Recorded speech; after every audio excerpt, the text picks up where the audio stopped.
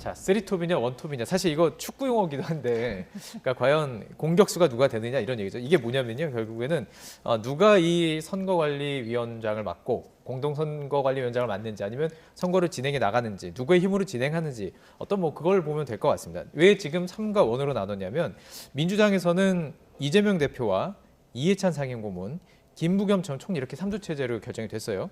통합선대위인데 과연 이 통합선대위가 그동안 있었던 모든 잡음들을 정말 통합하는 선대위일까요? 어떻게 보십니까? 뭐 그거는 해봐야 아는 거겠죠. 여러 가지로 뭐 미지수인 부분이 많이 있는 것 같고 김부겸 전 총리는 며칠 전에는 자신이 그냥 선대위원장직을 수락하지는 않겠다라고 밝혔어요. 그때 예. 밝힌 게 통합 상생 방안이 준비돼야 된다라고 했거든요. 네. 근데 이번에 수락을 했기 때문에 뭐 모종의 어떤 약속이랄까 보장 이런 것들을 좀 받은 게 아니냐. 무슨 보장이냐면 자리 보장이나 총선 이후에 대한 얘기가 아니라 네. 총선 기간 안에 이제 본인이 할 수 있는 플레이의 영역의 넓이에 대해서 어느 정도 보장을 받았기 때문에 들어간 게 아닌가 그렇게 보여지고, 그러니까 김부겸 전 총리가 해야 될 역할은 지금 민주당이 이제 좀 친명 위주로 공천이 이루어졌다. 이게 대체적인 평가이기 때문에 그걸 극복할 수 있는, 그리고 지금까지 이재명 대표 지도부에서 좀 듣기 어려웠던 어떤 단어라든지 네. 접근 이런 것들이 나오느냐, 이게 관건이 될 것 같아요. 그리고 이게 중요한 부분이 윤석열 정부에 대한 부정평가층이 상당히 넓습니다. 네. 근데 거기에 비해서는 민주당 지지층하고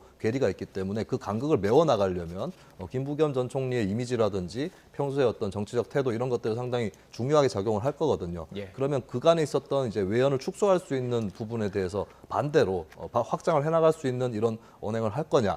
이게 이제 김부겸 전 총리는 어느 정도 마음의 준비가 돼 있는 것 같은데 네. 얼만큼 잘 펼쳐 나갈 수 있는지가 관건이 될 것 같고, 이해찬 전 대표의 역할도 여기서 중요한 것이 예. 김부겸 전 총리가 내놓을 메시지가 민주당의 강성 지지층하고 어느 정도 엇박자가 난다거나 괴리가 있을 수 있습니다. 예. 이 사이에서 이걸 조율해 주는 역할, 그리고 강성 지지층을 달랠 수 있는 역할을 또 이해찬 전 대표가 해줘야 되는 것이죠. 네네. 예, 이렇게 역할 분담이 제대로 이루어지느냐, 역할 이루어질 분담. 가능성이 있는데 네. 그렇게 이루어진다면 이제 민주당 입장에서는 좀 공천 파동이나 이런 것들을 털고 나갈 수 있는 것이 될 테고, 근데 예. 또 하나의 논란의 불씨가 된다 이러면은 또 마이너스가 되겠죠. 그 예, 사이에 예. 이제 기로에 서 있는 것이라고 볼 수 있겠습니다. 어떤 메시지가 나올지. 그렇다면 이해찬 전 대표 사실 임종석 전 비서실장을 뭐 공천을 주는 그 조건이 뭐 이게 뭐 언론에 나왔던 얘기들입니다. 저에게 정확하게 지금 알 수는 없지만 이해찬 전 대표가 내가 걸었던 조건이 아니냐 뭐 그런 얘기가 있었는데, 그럼에도 불구하고 임종석 전 비서실장은 어쨌든 지금 공천을 받지 못했어요. 그렇죠. 이런 상황 속에서 임종석 비서실장을 선대위에 합류해 달라 이런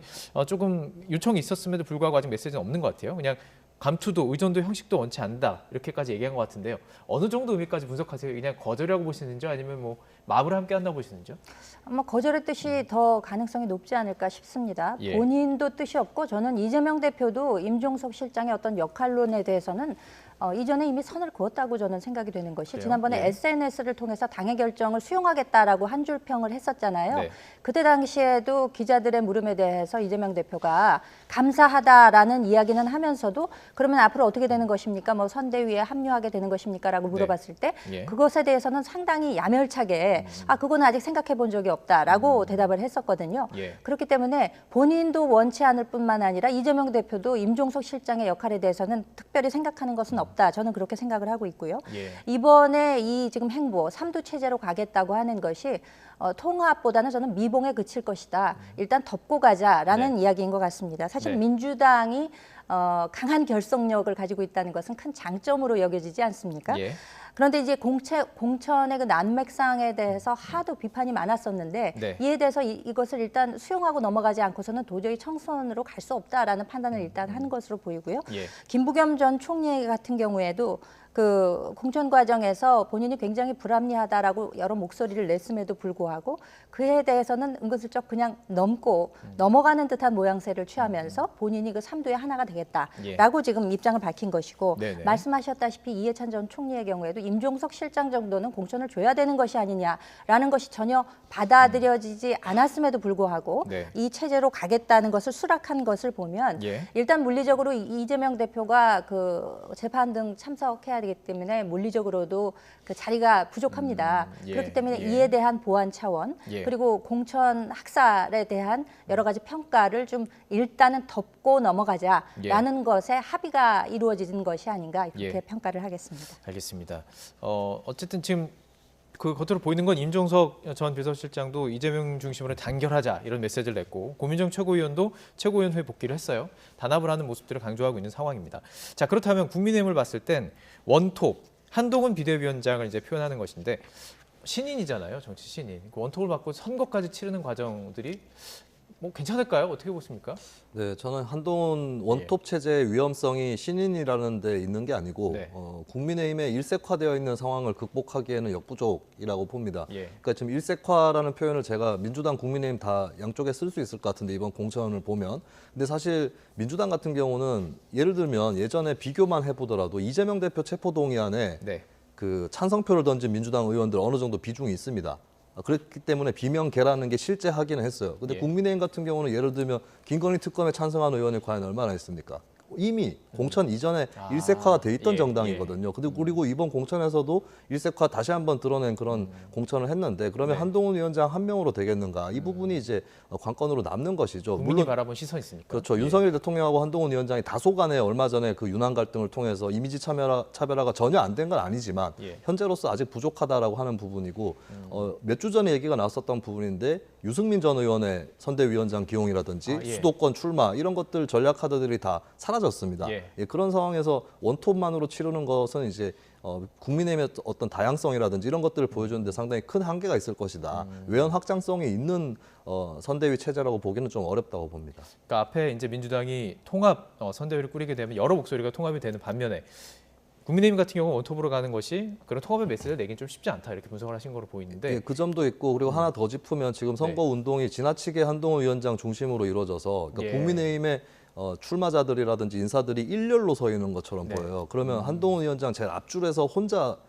돋보이는 예. 이것은 좀 부담이 된다라고 하는 점도 그렇군요. 같이 짚을 수 있겠습니다. 그래서 요즘 언론에 나온 얘기가 뭐냐면 한동훈 위원장과 인요한 전 혁신위원장 투톱 얘기가 나와요. 그러니까 나누는 거죠. 뭐 지역구를 나누고 비례는 또 나누고 인요한 전 혁신위원장이 비례대표 선거를 이끌게 된다. 이러면 좀 여권의 호남 공략에 도움이 됐다 이런 분석인 것 같은데 가능할 거라고 보시는지 궁금하네요. 상징성이 있죠. 인요한 위원장의 경우에는 당에도 기여한 측면이 있습니다. 네. 혁신위원장으로서 당의 새로운 면모를 일신하는 데 분명히 기여한 바가 있고요. 예. 또 개인적으로 볼 때도 대한민국의 4대째 그 기여한 그 가문 출신이라는 거잖아요. 네. 그리고 본인이 스스로 이제 호남인임을 굉장히 이제 자랑스럽게 생각하고 얼마 전에 그 한 사투리 쓰시잖아요. 지역구에 예. 가서도 구호를 외칠 때 예. 싹 쓸어불어 예. 이걸로 이제 하시더라고요. 예. 그런 면으로 볼 때 이제 호남인으로서의 그 어떤 그 의미 이런 예. 것들이 있으니까 사실 국민의힘 입장에서는 전국 정당임을 표방하고 있기 때문에 호남에 대한 애정을 숨길 수 없는 것이고 또 비례대표에 있어서도 사실상 15% 이하의 정당 지지율을 보인 소위 소외 지역이라고 이야기하는 곳에서는 비례대표에 있어서 25%를 배정하는 예. 방식으로의 당헌 당규 개정도 있었기 때문에 예. 아마 비례대표를 통해서도 그와 같은 선명성을 드러내 보일 수 있겠습니다만 선대위 차원에서도 인요한과의 투톱 체제로 간다면은 상당히 그 중도나 뭐 수도권 또 청년층에 소구할 수 있는 것이 있다. 그리고 원톱으로 가는 것이 어떻게 보면 불가피한 것이 지금 한동훈 비대위원장이 이제 불출마를 했기 때문에 본인이 굉장히 운신의 폭이 넓습니다. 예. 그리고 지금 전국 행보를 보이는 데 있어서도 국민의힘의 이미지를 각인시키는데 어느 정도 효과가 있다라는 판단을 하고 있기 때문에 원톱으로 뛰면서 예. 선대위원들을 좀 중도 확장성이 있는 분들을 영입을 해서 예. 선대위 체제로 한번 끌고 가는 것이 아닌가 이런 예측도 가능하다고 하겠습니다. 알겠습니다. 원톱과 쓰리톱의 대결 어디가 승리할지도 관심 가지고 지켜볼 거고요. 자, 이제 선거 공방전도 치열해지고 있습니다. 저게 좀 녹취를 모아봤는데요. 뭐 강도 높은 수위가 높은 발언이 오고 갔습니다. 관련 발언 함께 들어보시죠. 이 정권은 국민을 존중하지 않는, 국민을 무시하는, 국민을 업수히 여기는 그야말로 폐륜 정권이다. 맞습니까, 여러분? 최상병 사건 책임졌습니까, 그들이? 오히려 은폐하고 있지 않습니까? 심지어 핵심 피의자를 해외로 도피시키지 않습니까? 어디 개구멍으로 빠져나갔는지 몰래 나가버렸어요. 이게 대체 뭐 하는 짓입니까? 폐륜이 뭐죠? 폐륜 형수 욕설, 배우 관련 의혹, 검사 사칭, 대장동 비리, 음주운전, 정신병원 의혹. 제가 너무 많아서 다 말을 못하겠어요. 대단한 건 이걸 다 이재명 대표 한 명이 했다는 겁니다.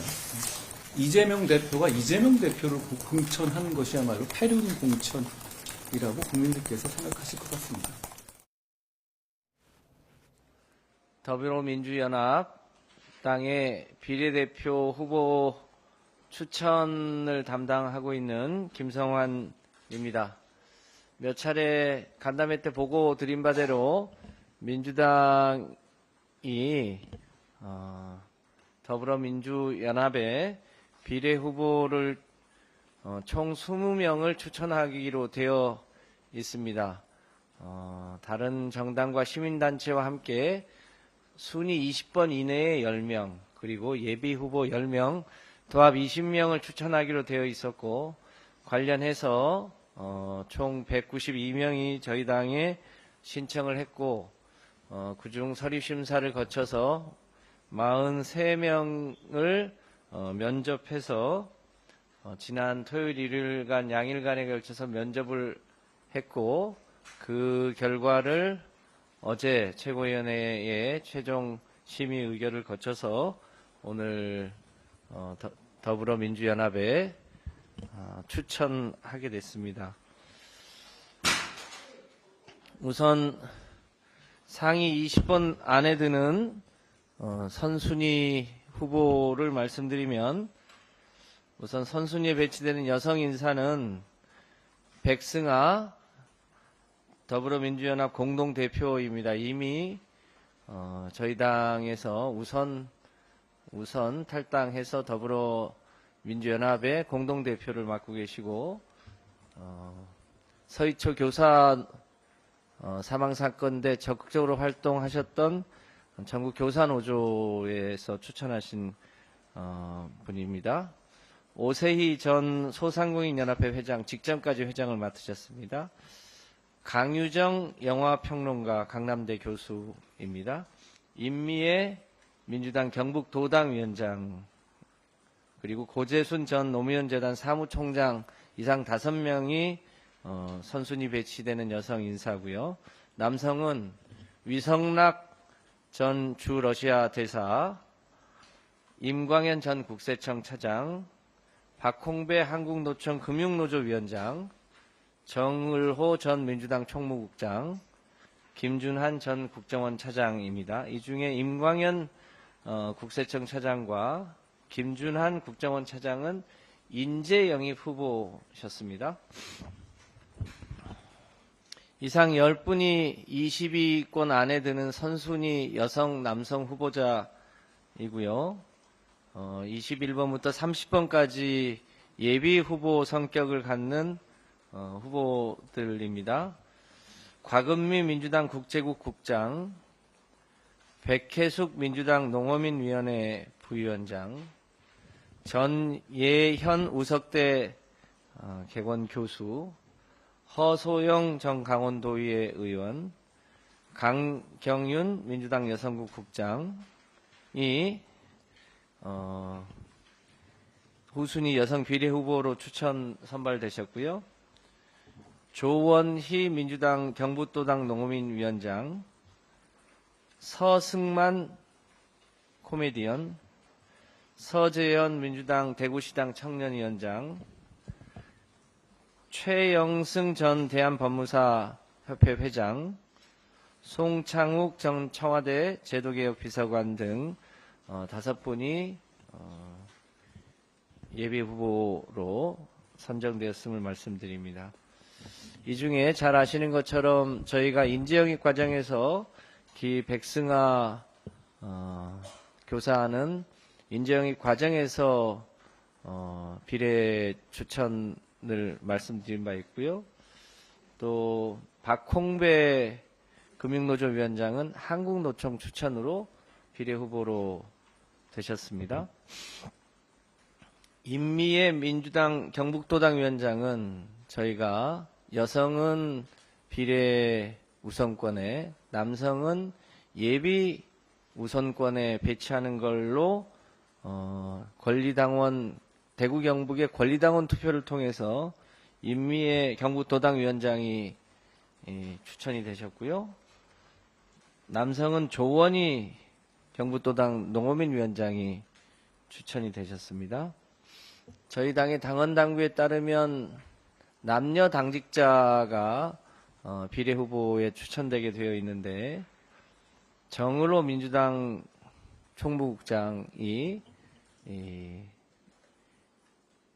과 곽은미 민주당 국제국 국장이 각각 후보로 추천됐다는 말씀 드립니다.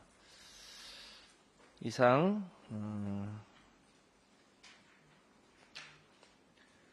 보고를 마치고요. 혹시 궁금한 거 있으면 답변 드리도록 하겠습니다.